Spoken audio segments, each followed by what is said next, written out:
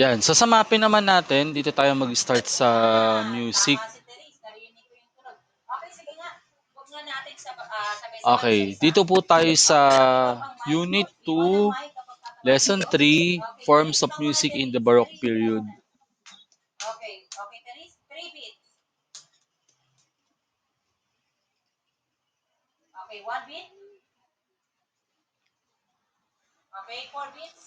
Okay, the forms of music in the Baroque period. Yan. So dito po tayo mag-start sa page 41.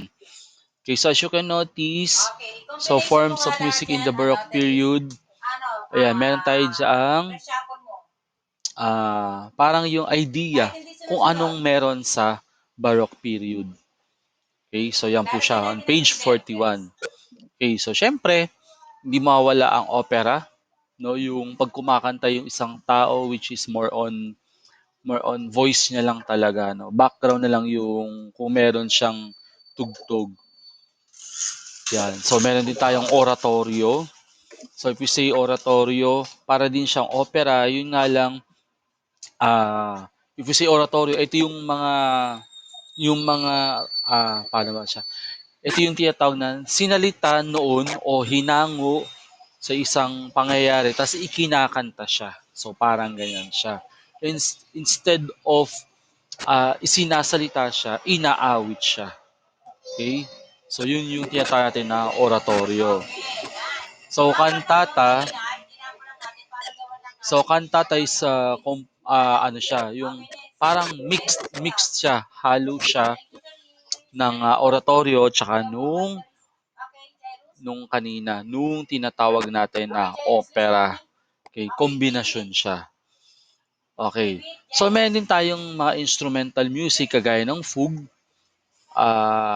Fugue is an instrumental form of music in which a single, then called the subject, is stated in one key by a particular part and then imitated or answered by the second part in a different key. So kumbaga, pagka kinanta siya o yung tinugtog siya, yung instrumental music na fugue, so yung unang line niya o yung unang stanza niya ay iba yung beat niya, iba yung tunog niya pagdating sa pangalawa o sa pangatlo. So yun yung fugue na tinatawag. Okay, para mas malinaw iba yung music o yung beat niya sa first stanza, iba din sa pangalawa. Okay, so ganun yung fugue na tinatawag.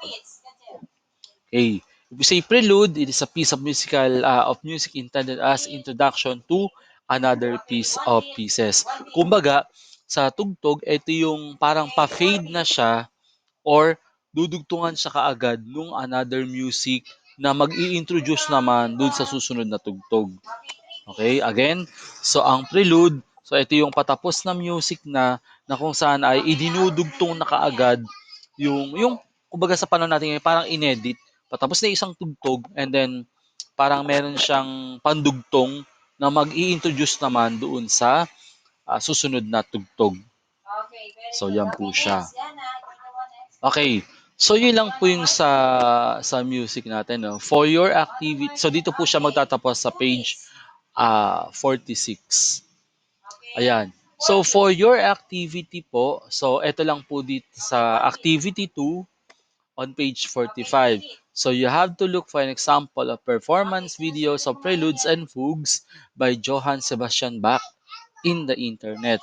So you can search the video through YouTube or any music streaming website. So listen to the original song and the improvised version, jazz styles of the preludes and fugues.